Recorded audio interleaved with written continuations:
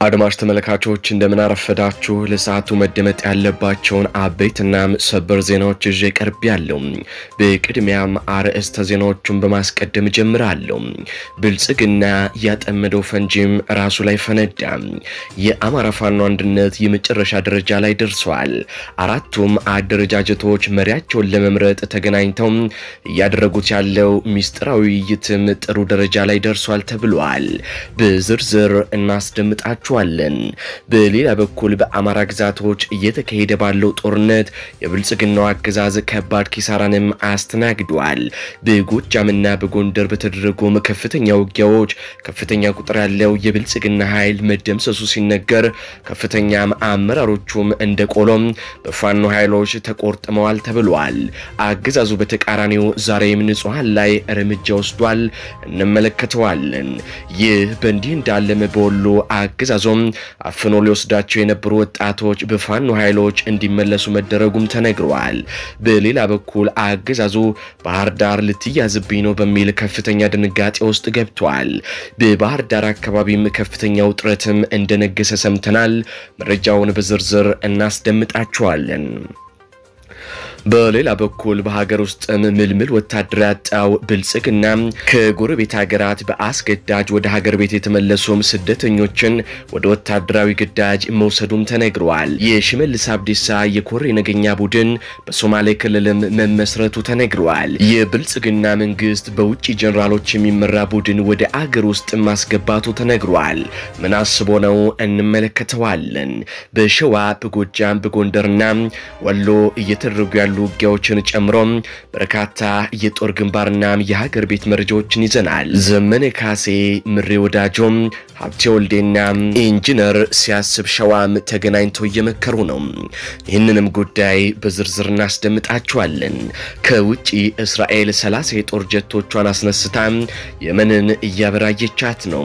አሜሪካም እንዲሁ በቀይ ባህር መልህቃቸውን ጥለው ከተቀመጡበት የአውሮፕላን ተሸካሚ መርከቦች ኤፍ-16 ጀቶቿ ፍትልክ እያሉ የመንን እየደበደቡ ይገኛሉ። የሁቲ ታጣቂዎች በአሜሪካ እንግሊዝና እስራኤል የከፋ ድብደባም እየተደረገባቸው ነው። ጉዳዩን እንመለከተዋለን። እኚህንና ሌሎች በርካታ ጉዳዮችን ይዘናል። ሰላም ጤና ይስጥልኝ አድማጭ ተመልካቾች፣ እንደምን ቆያችሁ? ከላይ በአርስተ ዜና ያደመጣችሁትን መረጃ ወደ እናንተ ላደርስ እዚህ ተገኝቻለሁ። አድማጭ ተመልካቾች ቪዲዮውን ላይክ፣ ቻናሉን ሰብስክራይብ አድርጋችሁ የዶል ምልክቱን ታበሩ ዘንድ እንጠይቃለን። እንዲሁም በኮሜንት ድል ለህዝብ ልጆች፣ ድል ለጀግኖቹም እንዲሁም ሐሳብ አስተያየታችሁን እንድትሰጡ እየጠየቅን በቀጥታም ወደ መረጃዎች አለፍኩኝ። እስከ ፍጻሜው አብራችሁን ቆዩ። በቅድሚያ እስራኤል በ30 ጀት 65 ጥቃት በመፈጸም የመንን ስታነዳ መሸች። እስራኤል ከአሜሪካና ከእንግሊዝ ጦር ጋር በጋራ በመቀናጀት ትላንት ምሽት በየመን የሁቲ ታጣቂዎች ይገኙበታል በተባሉ ቦታዎች ማለትም በሰንዓ፣ ሳዳህ፣ ማሪባ፣ ሐጃህ፣ አልጃውፍና ሆዳይዳ በተባሉ ቦታዎች ላይ በ30 ጀት 65 የአየር ጥቃቶችን ፈጽማለች። በርካታ ሰዎች ሳይሞቱ እንዳልቀሩም ዓለም አቀፍ ሚዲያዎች እየዘገቡ ይገኛሉ። እስራኤል ይህንን ጥቃት የፈጸመችው ከትላንት በስቲያ የሁቲ ታጣቂዎች ወደ እስራኤል ሚሳኤል በመተኮስ በእስራኤል ዋና አየር ማረፊያ ጉዳት ማድረሳቸውን ተከትሎ ነው። ከዚህ በተጨማሪም እስራኤል በሚቀጥሉ ቀናት ውስጥ በጋዛ ላይ የተቀናጀም የምድር ዘመቻም ለመክፈት ሙሉ ዝግጅቷን እንደጨረሰች አንድ ከፍተኛ ባለስልጣን ተናግረዋል። እስራኤል 30 የጦር ጀቶቿን አስነስታ የመንን እያበራየቻት ሲሆን አሜሪካም እንዲሁ በቀይ ባህር መልህቃቸውን ጥለው ከተቀመጡት የአውሮፕላን ተሸካሚ መርከቦቿ ኤፍ-16 ጀቶች ፍትልክ እያሉ የመንን እየደበደቡ ይገኛሉ። ሰሞኑን በእስራኤል የተከሰተው ሰደድ እሳት ህዝቡን ረብሾም ነበር። ከትላንት ወዲያ ያሰደድ እሳት በቁጥጥር ስር ውሎ የእስራኤል ህዝብም እፎይ ባለበት የየመን ሁቲም ባለስቲክ ሚሳኤል አስወንጭፎም ቴል አቪቭ ለዛውም የባጎሪያን አየር ማረፊያ ተርሚናል አጠገብ ጉዳት አድርሶም ነበር። የእስራኤል ጠቅላይ ሚኒስትር ቤንያሚን ኔታንያሁ ወዲያው በሰጡት መግለጫ ምላሽ እንሰጣለን፣ ይህንን የምታደርገው ኢራን ናት፣ በመረጥነውም ቀን ኢራን ላይ ጥቃት እንፈጽማለን ብለውም ነበር። ኢራን ዛሬ ከ1000 ኪሎ ሜትር በላይ የሚምዘገዘግ ሚሳኤል ሰርታም አሳይታለች። በመካከለኛው ምስራቅ የሚገኙ የአሜሪካ የጦር ሰፈሮች በኢላማችን ስር ነው ያሉትም ሲሉ ተናግረዋል። ትላንት አመሻሹን የእስራኤል ጦር ጀቶች በየመን ሰማይ ስር ከፍተኛ ውድመት አድርሰዋል። ቀጣይ እስራኤል በኢራን ላይ ጥቃት ትፈጽማለች ተብሎም ይጠበቃል። ኢራን ጥቃት እንደሚፈጽምባት ስላወቀች ይመስላል ሚሳኤሏን ያሳየችው። አሜሪካ በሁቲ አማጽያን ለ20 ቀናት የዘለቀ የተናጥል ጥቃት ስትፈጽም ቆይታለች። ሁቲዎች በኢራን ይደግፋሉ። እናም አሜሪካ ሁቲዎችን ማዳከም አልቻለችም። ስለዚህ እስራኤልና አሜሪካ ምንጩን እናድርቀዋለን ብለዋል። ለዚህ ሁሉ ችግር የዳረገችን ኢራን ናት። ስለዚህ ኢራንን እንምታና ምንጩን እናድርቀው ብለው ሊስማሙ ይችላሉ ሲሉም በርካታ የፖለቲካ ተንታኞች ይናገራሉ። አሁን በቀጥታ ከሀገር ቤት ወደ ተሰሙ ሰበር ዜናዎች አልፋለሁ። አዲስ ዓለማየሁ 7ኛ ክፍለ ጦር ከ2 ሰዓት እስከ 12 ሰዓት በተደረገ ውጊያ ከፍተኛ ድልን መቀናጀቱን አስታወቀ። የአማራ ፋኖ በጎጃም የአዲስ ዓለማየሁ 7ኛ ክፍለ ጦር ሁሉም ብርጌዶች ውጊያ ውለዋል።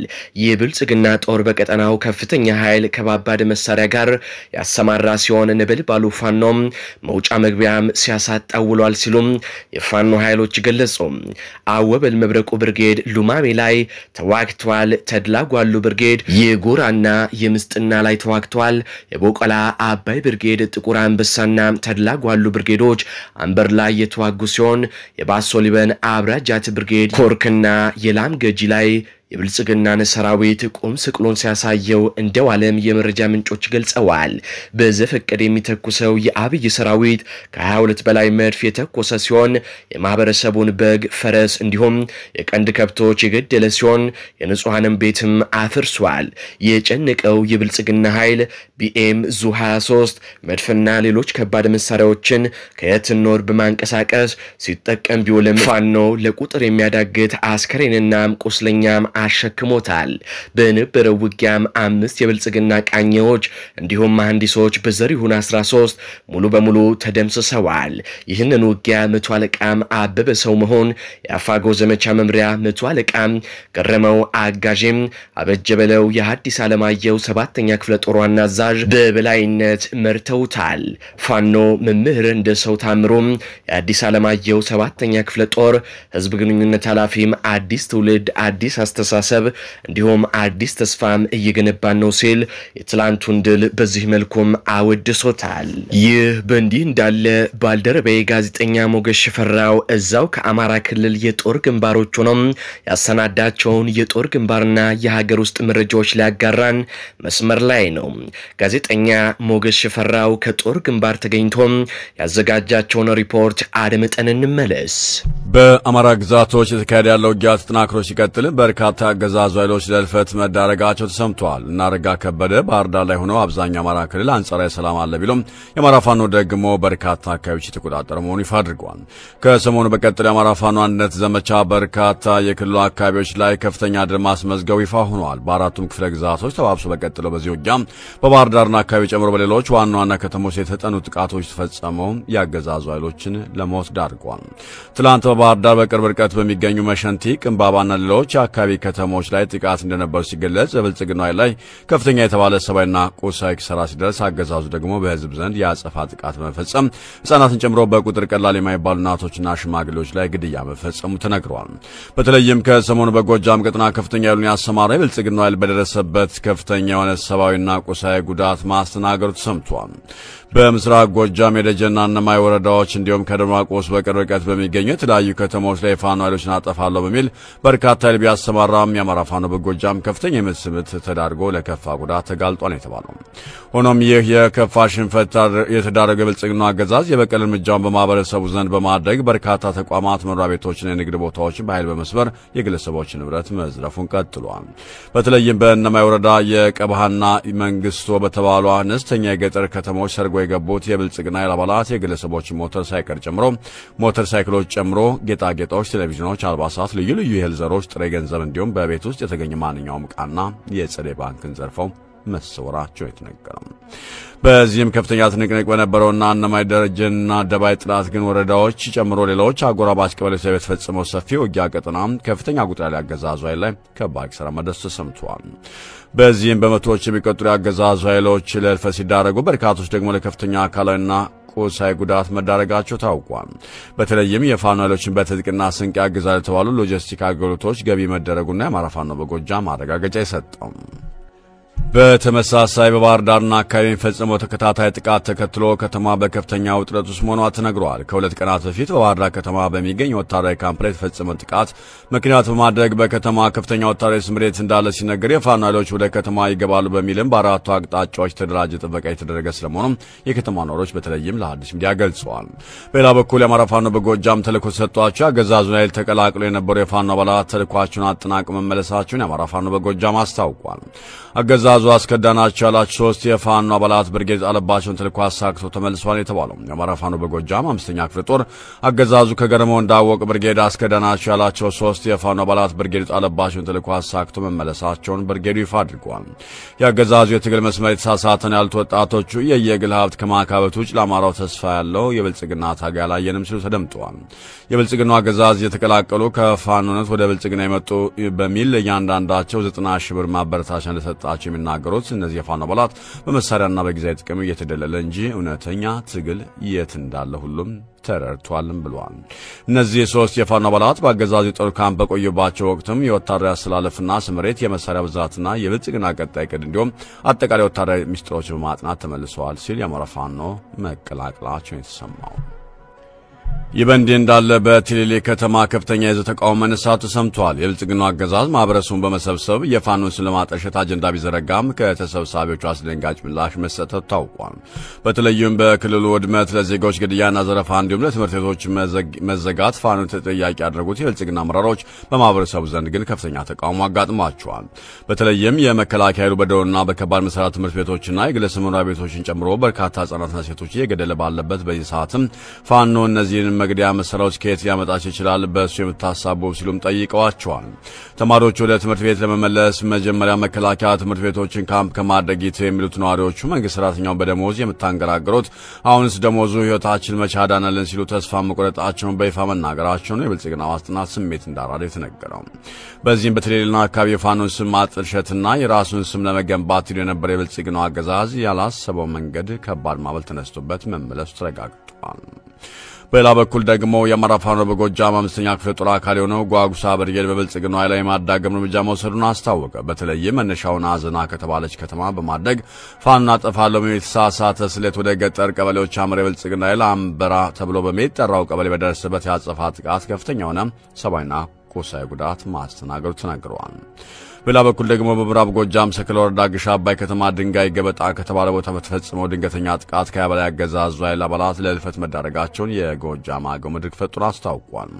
በዚህም አካባቢ ተደጋጋሚ ጥቃቶችን በመፈጸም አካባቢን ከአማራ ፋኖ ነጻ ለማድረግ የሞከረው የብልጽግና አገዛዝ ለባለፉት 2 ዓመታት ተደጋጋሚ ጥቃት በማስተናገድ አሳፋሪ የተባለውን ታሪኩን ዛሬም አስቀጥሎታል የተባለው። በሌላ በኩል ተጠናክሮ በቀጠለው የአማራ ፋኖ ዘመቻነት ትግል በወሎ ክፍለ ግዛትም ተመሳሳይ ኦፕሬሽኖች ተፈጽመዋል። የብልጽግናው አገዛዝ ከሚፈጽመው ጥቃት በተጨማሪም ለወታደራዊ ምልመላ በሚል በርካታ ወጣቶችን እያፈነ መውሰዱን ተከትሎ የአማራ ፋኖ በወሎ ደግሞ ይህንን እቅዱን በማክሰም ላይ እንደሚገኝ ተገለጸው።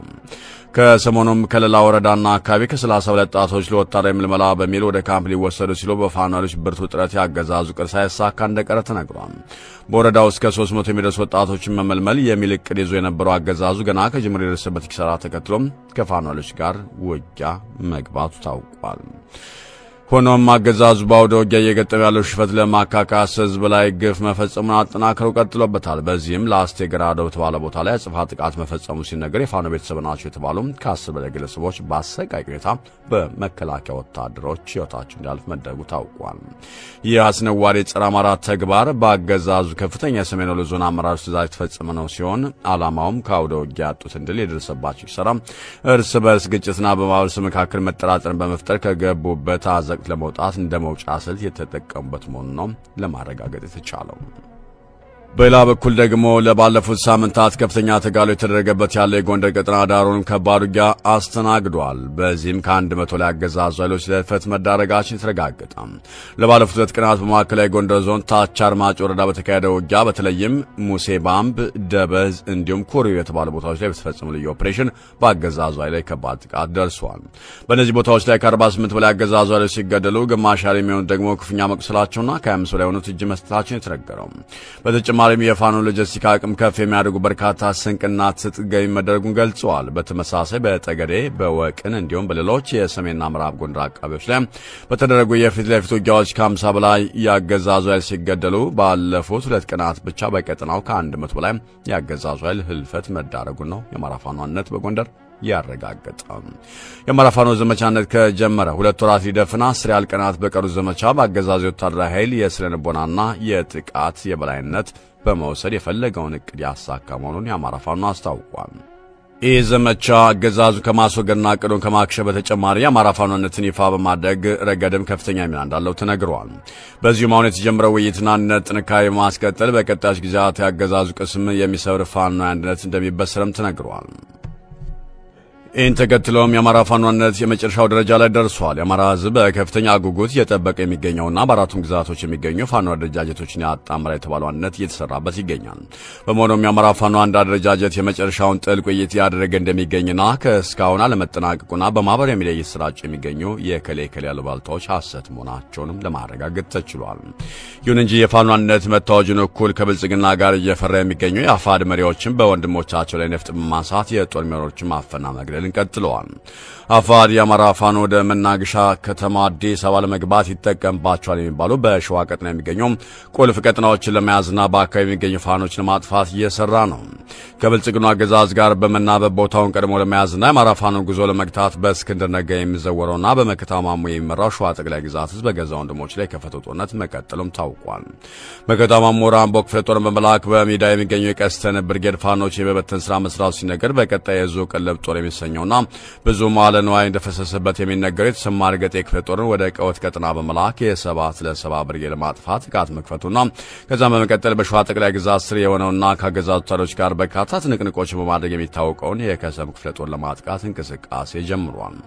የህዝባችን ስቃይ ለማራዘም ሌት ከቀን ከሚሰሩ አካላት በኩይ ድርጊታቸው መግፋታቸው ሲነገር በሸዋ ቀጠና የሚንቀሳቀሰው በመከታ ማሞ የሚመራው ጦርም ከብልጽግናው መከላከያ ጋር ከበባ በማድረግ የናደው ክፍለ ጦር መሪዎችን መገደሉም ተረጋግጧል። በሌላ በኩል ከጎረቤት ሀገራት እየተባረሩ ያሉ ኢትዮጵያውያን ወጣቶች የታፈኑ ወደ ወታደራዊ ማሰልጠኛ ተቋማት እየተላኩ መሆኑ ታወቀ። የብልጽግና አገዛዝ በሚፈጥራቸው ሴረኛ ዲፕሎማሲ አካሄዶች ምክንያት በርካታ ወጣቶች ከጎረቤት ሀገራት እየተለቀሙ ወደ ሀገራቸው የተላኩ ነው ተብሏል። በተለይም ከጅቡቲና ሶማሊላንድ በርካታ ወጣቶች ወደ ኢትዮጵያ እየተላኩ የተባለ ሲሆን ደግሞ የ4 ኪሎ አስተዳደር በፈጠረው መዘዝ እንደሆነ የተሰማው። ጅቡቲ ሰነድ አልባ ኢትዮጵያን ከሀገሯ ለማስወጣት በነደፈችው ቅድ በርካታ ወጣቶችን እያደነች ወደ ድሬዳዋ መላኳ ሲነገር የመከላከያ እጥረት የገጠመው አገዛዝ ደግሞ ተቀብሎ ወደ ማሰልጠኛ ተቋማት እንዳስገባቸው ታውቋል።